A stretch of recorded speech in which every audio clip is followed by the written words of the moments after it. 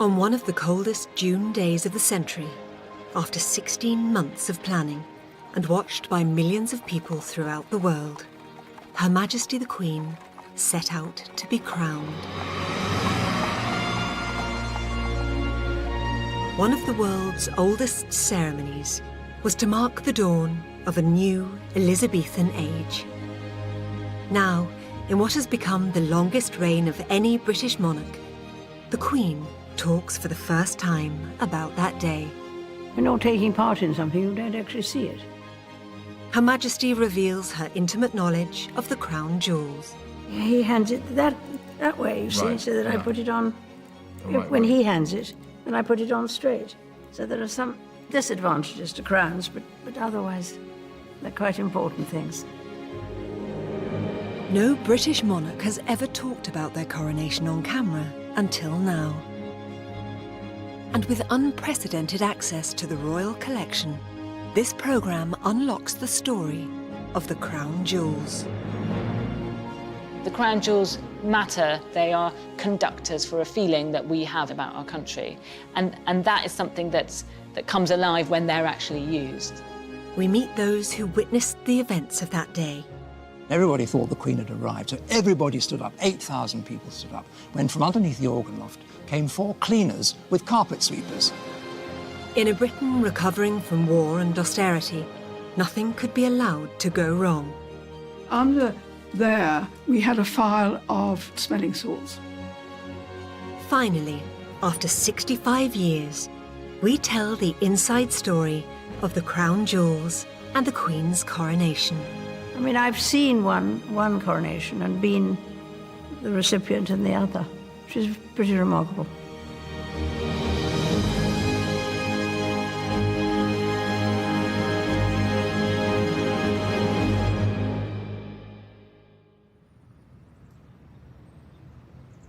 Today, the 2 crowns used in the Queen's coronation have just left their heavily guarded home in the Tower of London for an unprecedented assignment at Buckingham Palace.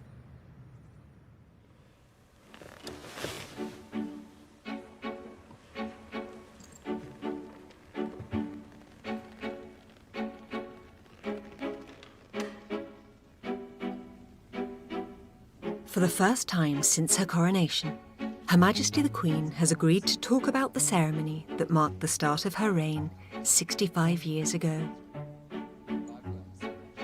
With coronation expert Alistair Bruce, she is about to reacquaint herself, firstly with the crown she has only ever worn once, at the moment of coronation. St Edward's crown was made in 1661 for the coronation of Charles II. This priceless piece can only be handled by the Queen, the Archbishop of Canterbury, and the Crown Jeweller. Today, it's been summoned from its fortress home to Her Majesty's throne room. Encrusted with 440 precious and semi-precious stones, and with a frame of solid gold, it weighs 5 pounds. But is it still as heavy? Yes, it is. Yes, it weighs a ton. It's very solid, isn't it?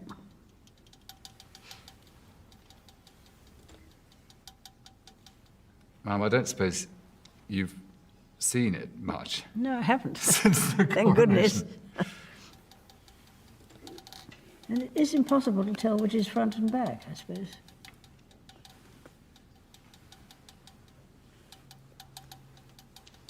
It's identical, I think. The crowning with St Edward's crown is the centrepiece of the coronation. It's the ceremony that marks the moment when the new sovereign is formally recognised in front of God and their people. And it goes back more than 1,000 years. The ritual of the coronation has been being performed pretty much exactly along the same lines, other than being translated into English from Latin, since the Anglo-Saxon period. And that is an extraordinary thing. The order of service was written down more than 600 years ago in a medieval manuscript.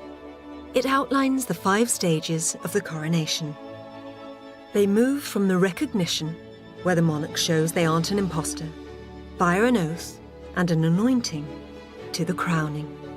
And finally, the lords of the land pay their homage to the monarch. And central to each stage are the crown jewels. In the collection, there are 140 items containing more than 23,000 precious stones. Most are used in the coronation and are known as the regalia. We have this incredible continuity in this country in the form of the coronation. Other countries still have a monarchy, but very, very few have a medieval, in fact, none has a medieval coronation in the way that we do. And that we have a collection of regalia that is used for that is astonishing. The concept of the crown dates back at least 2,000 years. Originally a simple band, a halo of light, it represents the sovereign as head of the nation. Then there are the other sacred items in the collection that throughout the ceremony symbolize different aspects of the monarch's powers.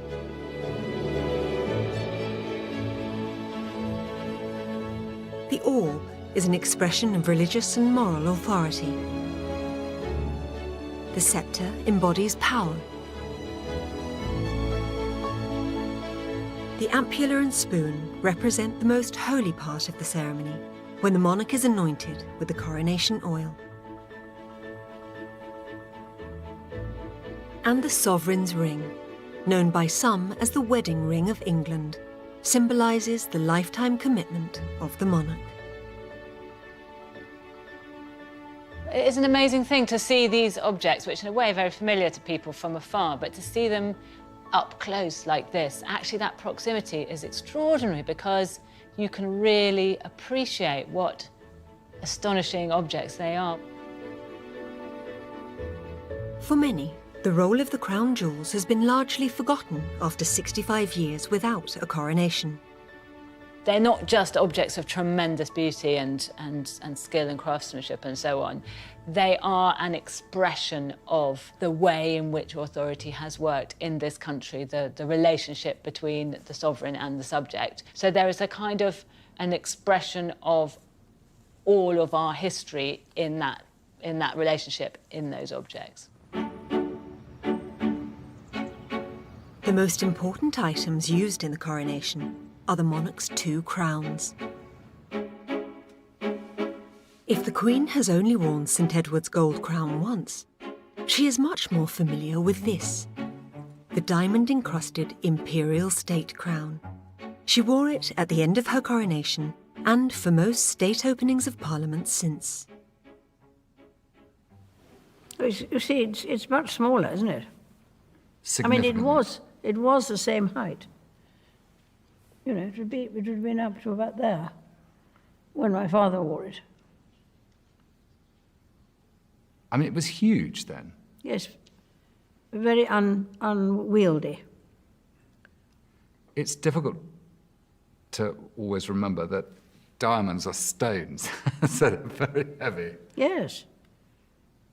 Fortunately, my father and I have about the same sort of shaped head. But once you put it on, it stays. I mean, it just remains itself. You have to keep your head very still. Yes. And you can't look down to read the speech. You have to take the speech up. Because if you did, your neck would break, or it'd fall off. So there are some disadvantages to crowns, but otherwise, they're quite important things. Can I ask if the crown could be brought a little bit closer to the Queen? Oh, there we go. This is what I do when I wear it. Can I look at this end? Yes, certainly. I like the Black Prince's ruby. This crown contains the story of 1,000 years of the history of the British monarchy. The ruby, actually a semi-precious stone mined in Afghanistan, is said to have been worn by Henry V in 1415 at the Battle of Agincourt. He is supposed to have placed a feather in the hole drilled into the ruby. It's fun to see, I think. With the idea that his plume was put into the stone on his helmet. Bit rash, but that was the sort of thing they did, I suppose, in those days. 4 pearls hang underneath the arches. 2 of them were said to have belonged to Mary, Queen of Scots, and were bought by her rival, Elizabeth I, after Mary's execution. They were meant to be Queen Elizabeth's earrings, but they're not very happy now. They don't look very happy now. Most pearls like to be sort of living creatures, so they've just been hanging out here for years. It's all sad. So they don't look very happy. Quite dead. Well, I'm afraid so. I mean, the trouble is that pearls are sort of live things. Yeah. And they need warming.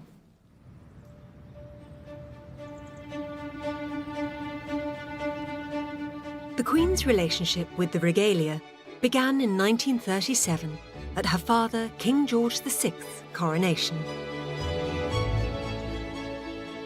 Her Majesty is about to look at footage of what happened when her father was crowned.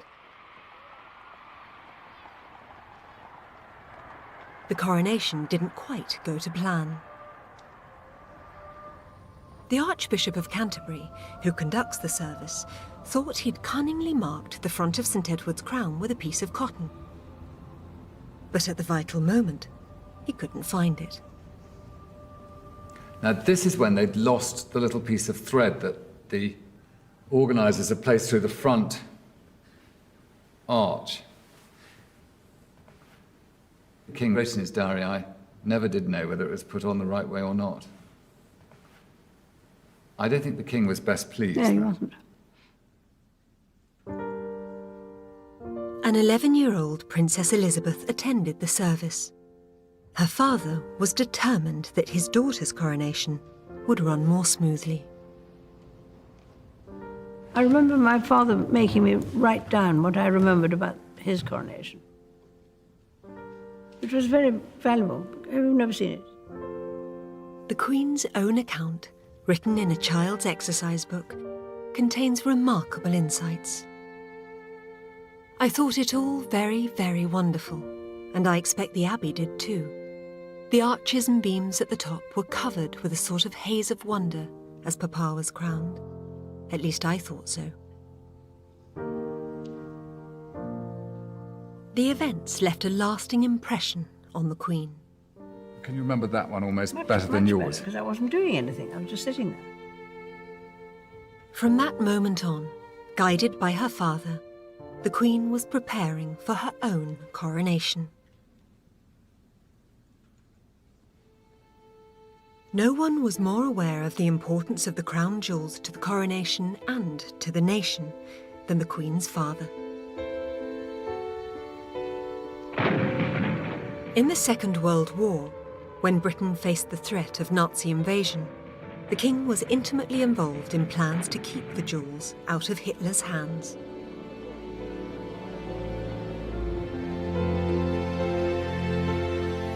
To protect them, they were taken from the tower. Only a handful of people knew where they were hidden until now. Recently uncovered private correspondence reveals that the crown jewels were actually hidden under Windsor Castle.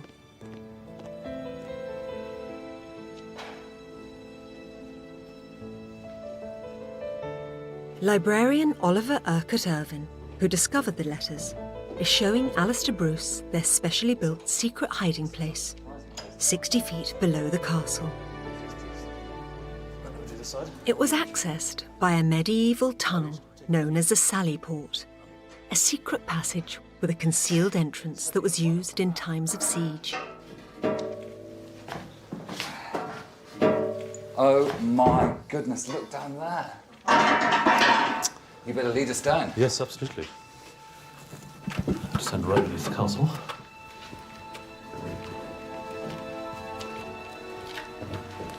One imagines that, The king was determined to make sure that right down here, the Nazis would never find the crown jewels. So here are the chambers built to hold the jewels. It is far bigger than I thought. And so literally all the symbols, the regalia of this nation that go back centuries, held here. Of all the things that were to be kept close by and guarded most securely at the largest and most significant of the royal palaces and fortresses, it is those actual jewels. And I think that is that's a measure, really, of the importance to which he attached to the jewels. The correspondence also reveals that some key items were prized from their settings and placed in a biscuit tin. It meant they could easily have been spirited away to an even more secure location had the Nazis closed in on Windsor Castle.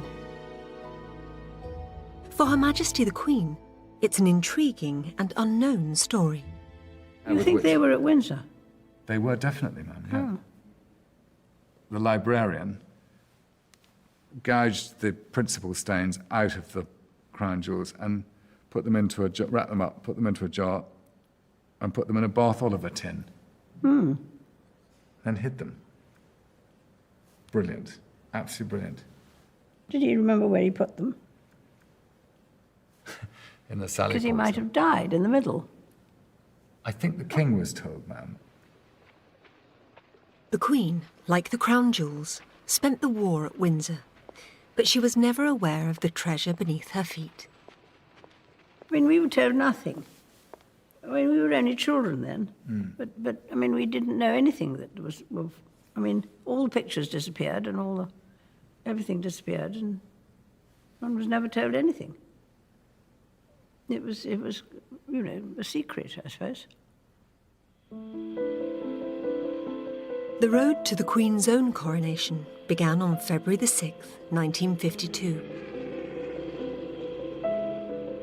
The 25-year-old Princess Elizabeth was on royal duties in Kenya, standing in for her father, George VI. The king, suffering from lung cancer, was too ill to travel. The princess filmed these images at the famous Treetop Safari Lodge. They were taken at a moment when the princess's life was about to change forever.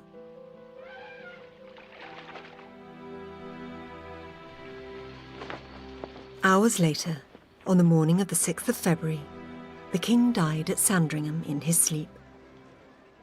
At that moment, in Africa, the princess became queen. Losing a parent for anyone is tough, particularly if, like the princess, you're as close as she was to her father. But knowing that everything has changed now, she's now the queen, the head of state. It's a very lonely place to be.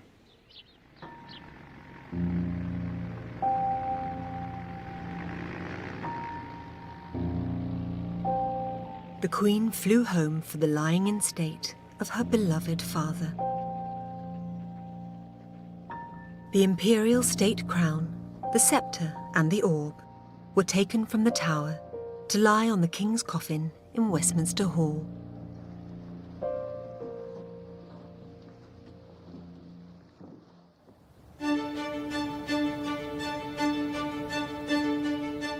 After a period of mourning, the date for the coronation was set for Tuesday, the 2nd of June, 1953. There were 16 months to get everything ready. The preparations were overseen by a coronation committee chaired by the Duke of Edinburgh. In charge was the formidable Bernard, Duke of Norfolk. He had masterminded George VI's coronation. Since 1386, the Dukes of Norfolk have had a role in organising great state occasions. Even though it be 1953, everyone in that procession will either drive in a carriage, ride a horse, or walk, and there will not be any mechanization at all. The plan was to deliver the perfect coronation for a new Elizabethan age in a country still suffering from the ravages of war. Rationing was still in place, the country was still physically very visibly damaged by the impact of war. This was an opportunity to celebrate both the future and the past, and that the accession of a young woman as sovereign provided a wonderful opportunity to do that, to sort of feel like it was a fresh start. The very long period of time that it took between the death of George VI and the coronation of the Queen was used to design something that would have a Hollywood movie glamour to it, as well as all the ancient tradition to it. The plan included organising food and accommodation for 30,000 troops from across the Commonwealth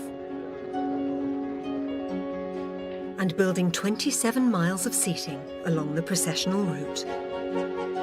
It put the whole country to work to achieve the greatest coronation show ever. The world's widest power loom is being used to make the great coronation carpet at a factory in Glasgow. When it is completed, the carpet will measure 188 feet long by 17 feet wide. Home to every coronation since that of King Harold in 1066 is Westminster Abbey. It's witnessed the crowning of 39 kings and queens. John Hall is the Dean of Westminster. It is the Dean's responsibility to ensure the Abbey becomes the perfect stage for the coronation. For 6 months, they closed the Abbey. They laid a railway track down the centre of the Abbey, bringing in tons and tons of wood and iron. The stage on which the ceremony takes place is called the theatre. A specially raised platform at the central crossing of the Abbey.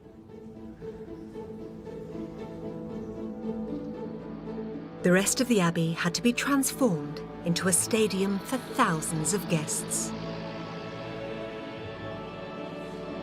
I think there were 400 people in the choir, really, and they were all up there. And there was an orchestra on the choir screen. 2,200 people can sit on the floor of the Abbey. 8,000 people were in here in 1953. They took a long time, actually, to get the whole thing ready. But all these impressive preparations were no guarantee that the Queen's coronation would run smoothly. In the past, they'd gone notoriously wrong. I think Queen Victoria's coronation here was absolutely amazing because they hadn't got much of a clue how to handle it. And she writes very clearly about how chaotic the whole thing is, how long it lasts. It goes on forever. And she goes into the St. Edward's Chapel behind the high altar earlier than she should. And she finds the whole place a litter of bottles and sandwiches and is rather disgusted by this. Afterwards, the Archbishop of Canterbury wondered if they should have had a full rehearsal. In May 1953, with a month to go, building work within the Abbey was complete. Outside, London was being transformed, with giant stands for the spectators, temporary accommodation in World War II air raid shelters, and a tented city in Kensington Gardens. As the day approached, the rehearsals to deliver the perfect coronation reached fever pitch. The Queen practiced at Buckingham Palace and attended several rehearsals at the Abbey in secret. The press offered workmen £50 to find out what had happened.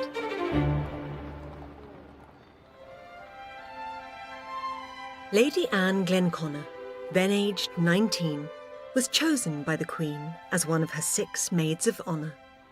We had to be daughters of earls, marquises or dukes, and had sort of nice figures and that sort of thing.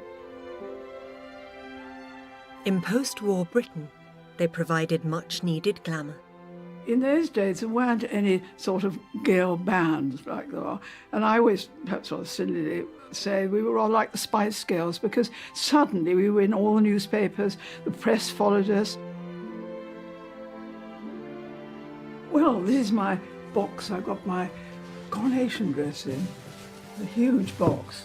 It's very, very fragile, my dress. The Maids of Honour's costumes were designed by Norman Hartnell, the designer of the Queen's coronation dress. It's all beautifully embroidered, pearls and gold, and I think there's zircons, and there are leaves, little golden leaves there. And it was all hand embroidered. And we just felt like princesses, actually, because we were all brought up in the war when there were rationing and clothes coupons. And we never had an amazing dress like this. The rehearsals were so secret, even the dresses were kept under wraps. The last rehearsal, they said, wear your dresses, but they didn't say completely top secret and you've got to wear a coat.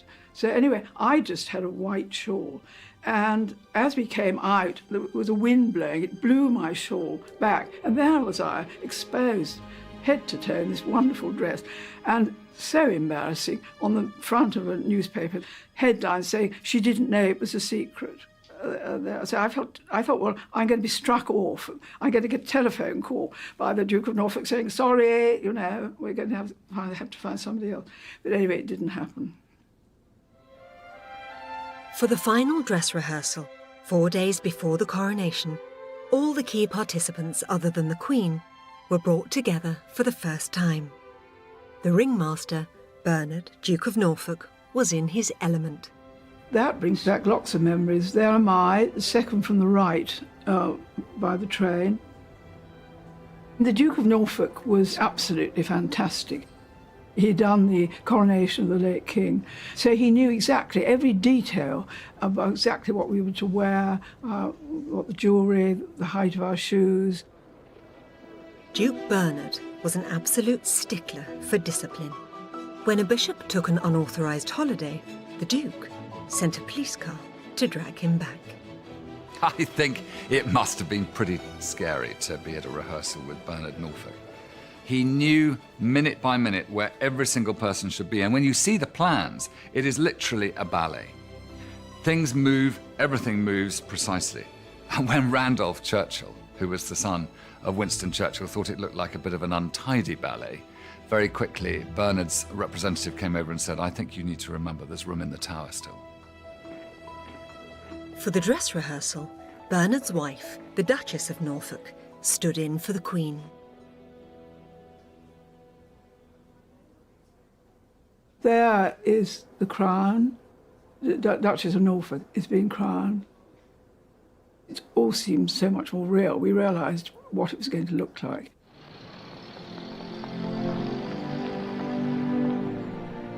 On the eve of the coronation, 2 million people descended on the rainy capital. 6,500 extra trains and 6,000 coaches had been laid on to get them there. Up went the umbrellas, on went the raincoats, and under the shelter of blankets and newspapers, they stuck it out. As people settled down for the night, the crown jewels were brought to the Abbey. James Wilkinson was a 12-year-old choir boy at the coronation and has subsequently written about the event. This is the most historic room. This is the Jerusalem chamber. This is where, the night before the coronation, the regalia is set out. And now it comes with 12 yeoman warders of the Tower, and it's set out on this table, and they were all armed with revolvers, and they each had 12 rounds of ammunition. What would have happened if they'd had to discharge it, I don't know. It would have left a few holes around this very significant room. I would have thought that these days they would have probably had slightly more sophisticated ways of making sure that the crown jewels are untouched. Amongst the most valuable items guarded that night were 2 gems from one of the most famous diamonds ever discovered. The Cullinan No. 1 sits in the sceptre and is the largest colourless cut diamond in the world.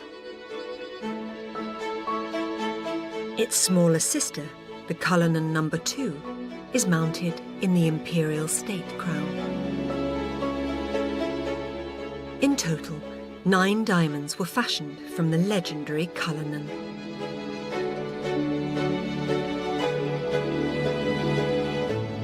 It was discovered in 1905 and, astonishingly, sent to Britain in the post. In 1908, the cutting of this priceless rough diamond was entrusted to Antwerp jeweller Joseph Asher. He was reputedly the best diamond cutter in the world. I always wish I'd been there when they smashed it into pieces. These are the chips that were left. And there are two or three other bits too. He hit it with this, whatever you would hit a diamond with to get the right thing. And he spent hours looking at it, you know. And then he fainted when he'd done it. But I don't know whether that's just a story. It had a brown flaw in it. He hit it. And all the bits fell out, and the brown bit disappeared. Well, I think these have never seen each other since they were smashed. Really? That is amazing. As dawn broke on June the 2nd, 1953, the scene was set for the greatest show on Earth. Parliament Square, 5:45 this morning. Many had never been out so early before. Yet here they were, rapidly filling every vantage point. More than 8,000 specially invited guests rushed to their places in the Abbey before the doors closed at 8:30. European royalty mingled with sheikhs, sultans and maharajas. Thousands of aristocrats in their ermine picked their way through the puddles. Many had hidden strong drink and sandwiches in their coronets to get them through the day. Among the 8,000 was the choir of 400 voices. Today, James Wilkinson is meeting 3 of his fellow choristers from the Abbey Choir School. At the time, Richard Watts, William Wallace and David Brown were aged between 9 and 13. Well, it's a very long time since I was up here. My goodness me. But it hasn't changed very much. And what a superb view you get, don't you, now? Well, yes, this is marvellous to be back. And we're so close to where we were. I mean, you, David, were standing just there on the corner. Absolutely, there. Right on that corner there. And we were just lined up on the front 2 rows, and it was extremely cramped, if you remember. Yes. By 11 a.m., the Abbey was ready for the arrival of the Queen. And the penultimate procession was the procession of the Queen Mother and Princess Margaret. Everybody got terribly excited because the next one was the Queen. And then there was a sort of bustle at the West End, and everybody thought the Queen had arrived. So everybody stood up, 8,000 people stood up, when from underneath the organ loft came 4 cleaners with carpet sweepers and started to sweep the carpet to restore it to its pristine stage. And everybody, of course, laughed and sat down again. At Buckingham Palace, the Queen is viewing film of her coronation.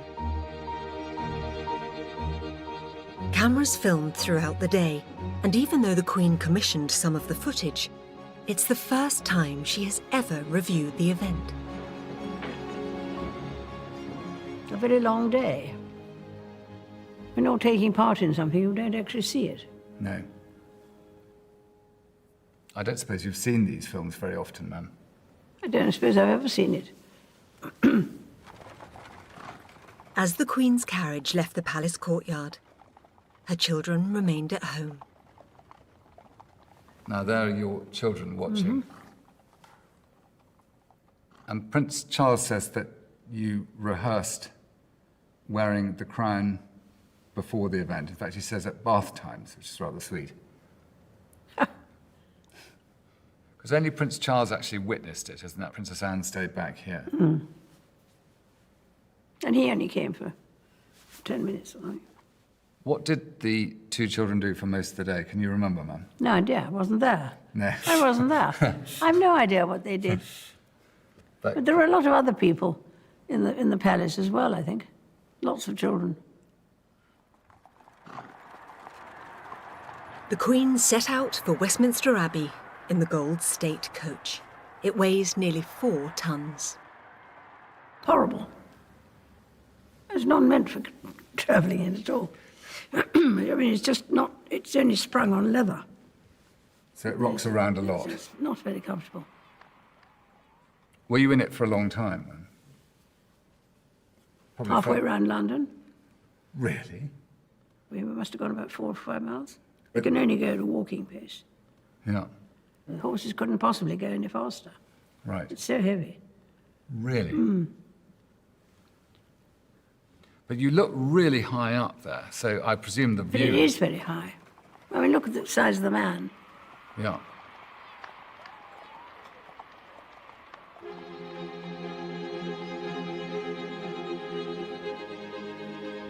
As the carriage approached the Abbey, Lady Anne's first task was to greet the Queen. Oh yes, that's the lovely golden coach. And there's me, looking through the window.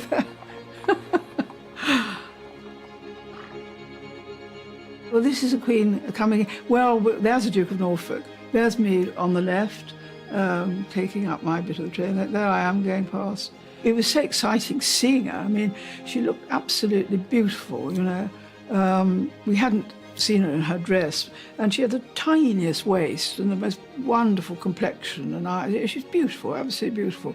And of course the Duke of Edinburgh looked pretty dishy too, but he was a little bit fussy. I think he wanted it all to go perfectly, so he was sort of telling us, you know, now going to do this, Anne, or do that, and that sort of thing. After a moment's pause in the annex, it was time. She hadn't said anything. People said, did you say something when she arrived? And we said, no, nothing. And we were all waiting, and it was, you know, we were all like this. And she just turned round and she said, ready, girls? We nodded, you know, and off we went.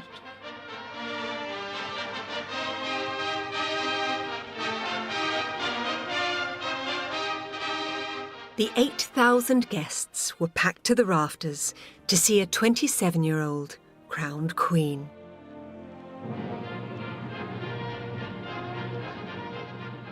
They were so high up, they were massed up in the...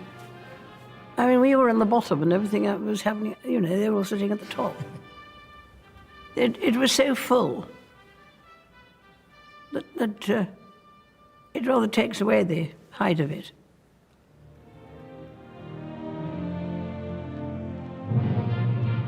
And here we are coming up. I'm on the right there. And there's the Queen. But of course, at that point, she hasn't got any of her regalia on, so we felt she should have had some flowers or something, but perhaps that wasn't correct.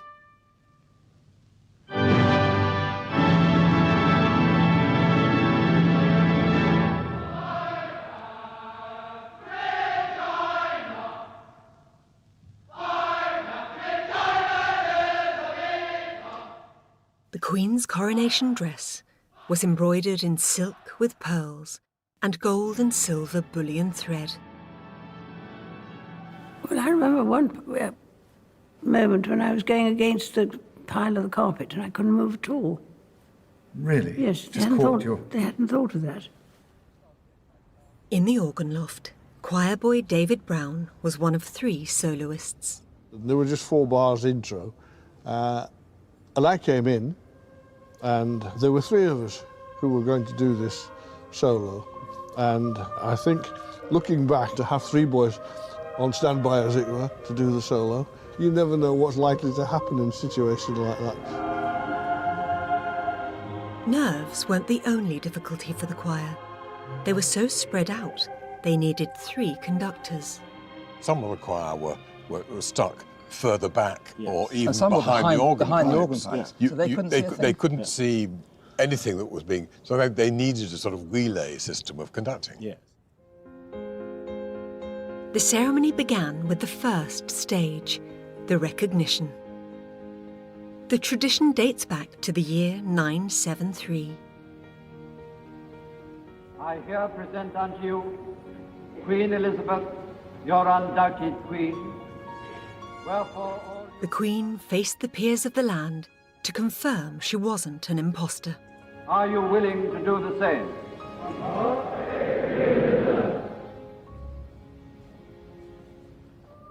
Then, after the second stage, when the Queen signed an oath, she was stripped of all her regalia and dressed in a simple gown for the anointing, the third stage.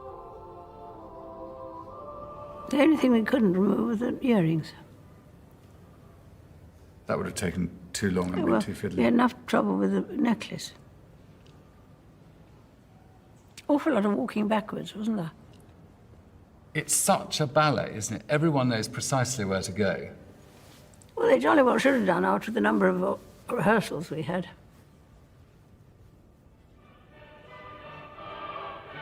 The anointing of the monarch with holy oil is so sacred, it's carried out under a canopy. The secrecy transforms the moment into a deeply personal experience between the Queen and God. Shakespeare's Richard II summed up its power. Not all the water in the rough-rowed sea can wash the balm from an anointed king. This was when the TV cameras, broadcasting a coronation live for the first time, turned away.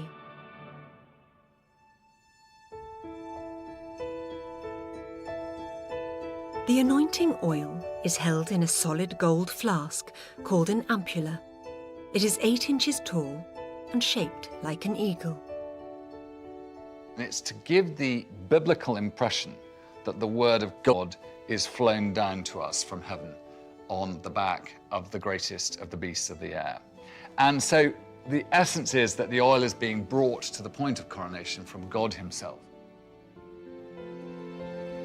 The oil is then poured into a golden spoon. It's the oldest item of the regalia, and the only one to survive the darkest days of the British monarchy. In 1649, Charles I became the only English king ever to be executed. Civil war had led to the creation of a republic, presided over by Oliver Cromwell. The crown jewels, the symbols of monarchy, were melted down and sold off by Parliament. But after the death of Cromwell, the monarchy was restored in 1660 under Charles's son, Charles II.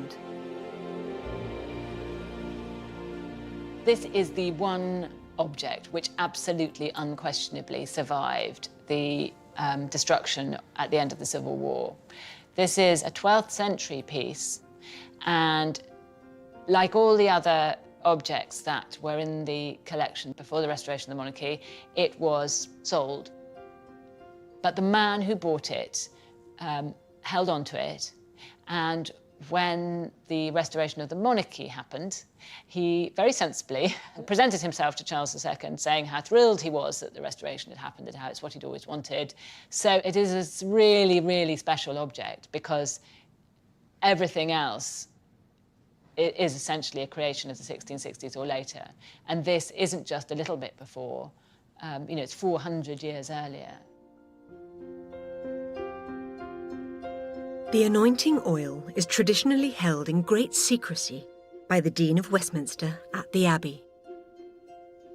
It's kept very safe in the deanery, in a very hidden place. In a little box here.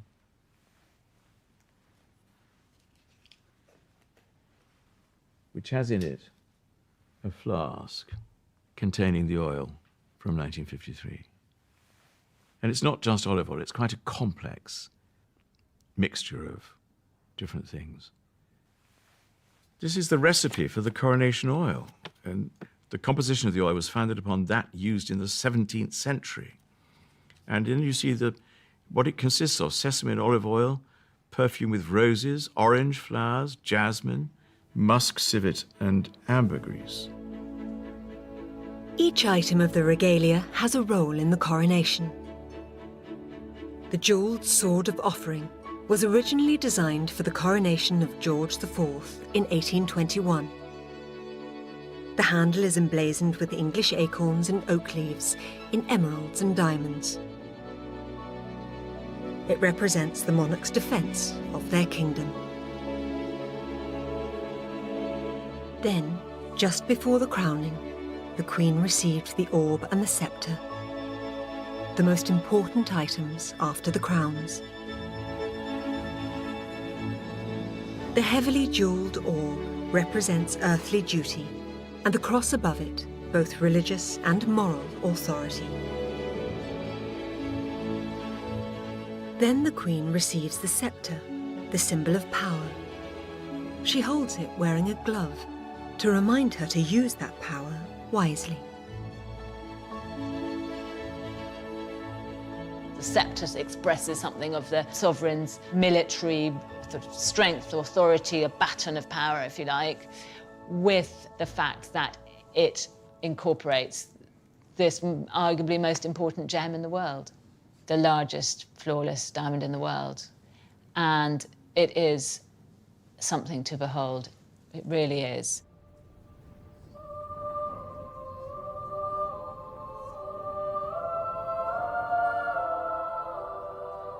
Receive the royal sceptre. On the floor of the Abbey in 1953, Lady Anne's tight dress was making it difficult for her to breathe. They were very, very tight, and this was one of the reasons that I felt faint in the Abbey. But we did have, in order to help us, in case we felt faint, they had little buttons here, and under there we had a file of smelling salts. And one of the maids of honour, Rosie Spencer Churchill, she was then, saw the Archbishop advancing, so she shook his hand. "Hello, Archbishop." It was a terrible crack. And everybody then, I mean, you know, our eyes started to water, and I mean, luckily we laughed, actually. We thought it was quite funny. I was also told to wriggle my toes in case I felt faint. Luckily, I was standing with my back to a pillar, and a wonderful gentleman called Black Rod, he saw me. I was sort of swaying about, and I thought, oh, I cannot faint. I'm in front of millions and millions of people. I just can't. And then, luckily, and he put his arm like that and sort of pinioned me to the pillar and just gave me that amount of time to, you know, recover.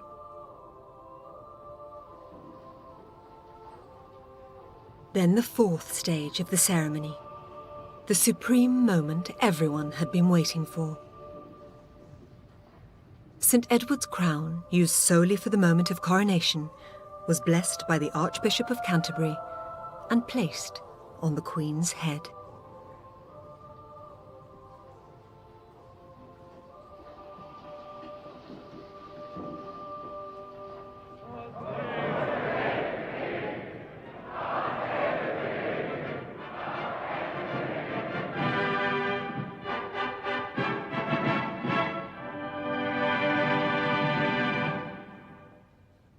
Crown you with a crown of glory and righteousness, that having a right faith and manifold fruit of good works, you may obtain the crown of an everlasting kingdom. I imagine your principal memory is wearing it, man. And how heavy and unbalanced it was. One wonders whether it had a special frame beneath it to fit Your Majesty's head. I think it must have done.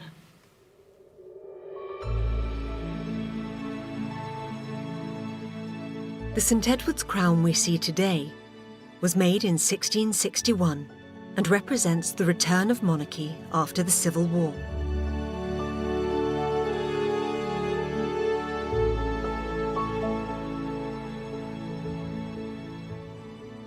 I think St. Edward's crown is pretty hard to beat.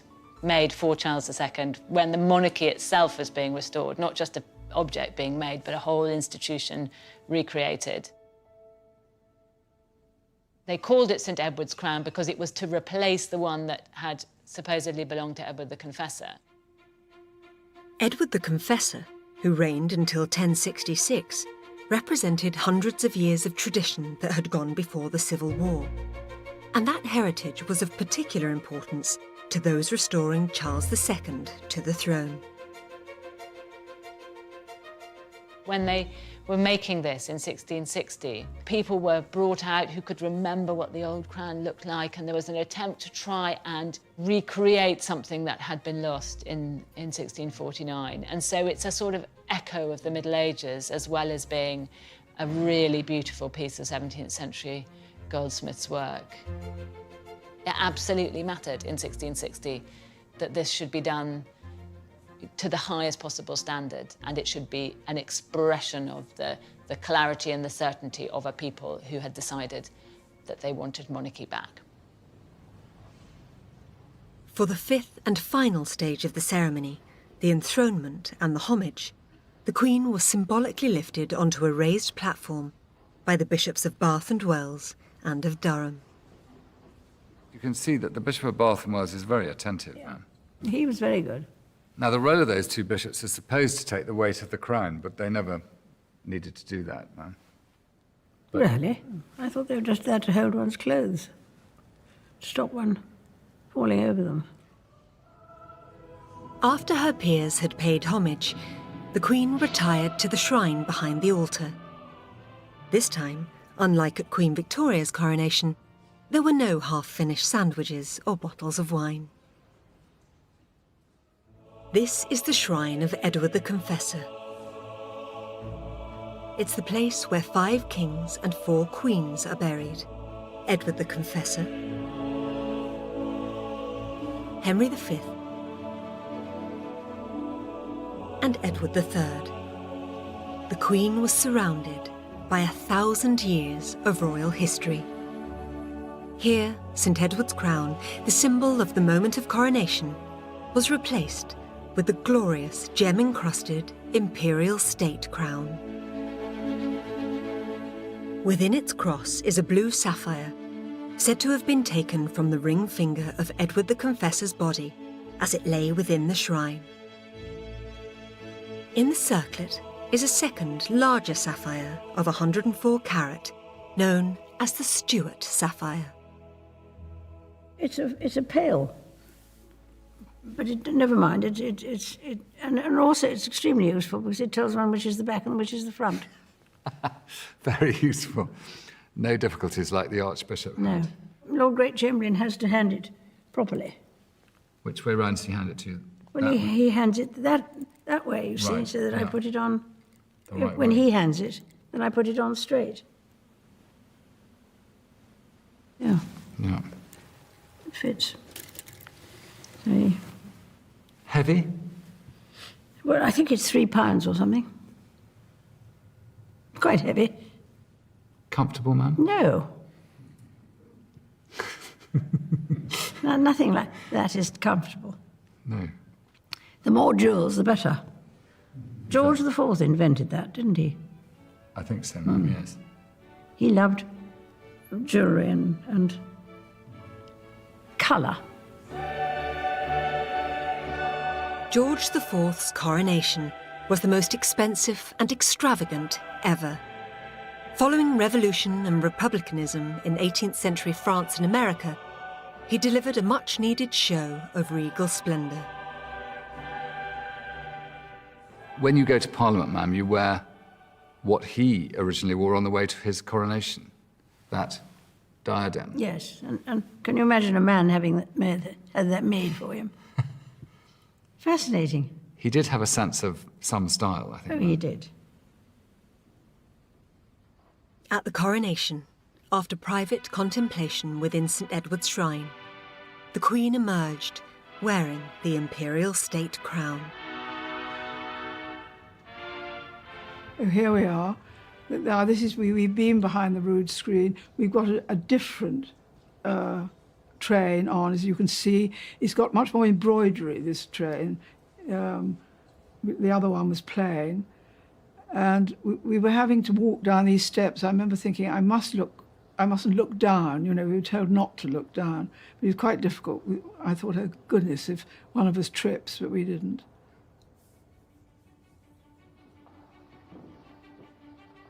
"16 months of preparations had delivered a day of perfectly executed ritual.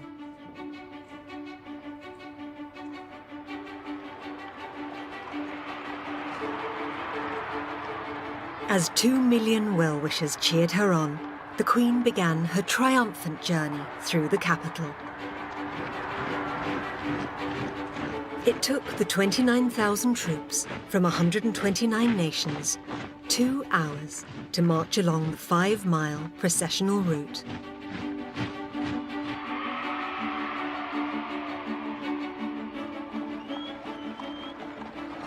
The Queen's reign may have begun at the moment of her father's death in 1952, but it was launched by the coronation in 1953. She was projected onto the world stage. She was seen to be steady and, as a young woman, to do her duty perfectly.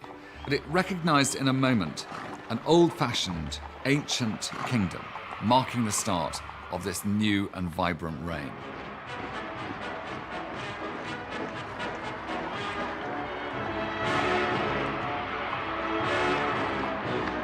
Five and a half hours after leaving the palace, the Queen returned home.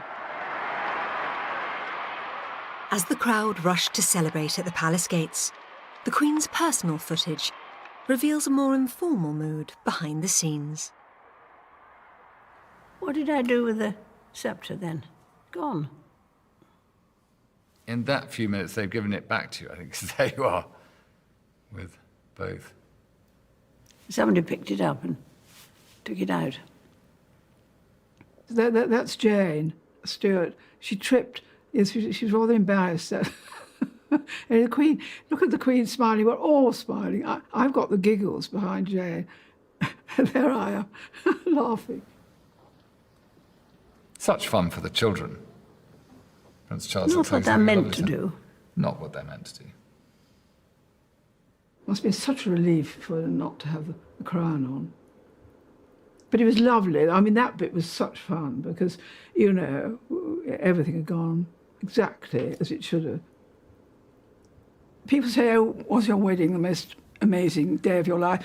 And I have to say, well, actually it wasn't, rather, because the coronation was. It was something absolutely extraordinary. And I was so lucky to have been part of it.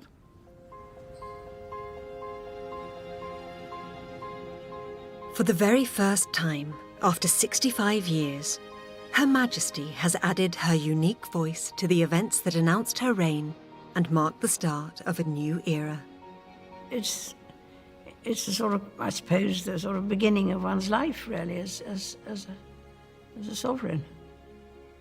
It's a sort of pageant of chivalry and old-fashioned way of doing things, I think, really. But it's quite interesting to have it, you know, done again.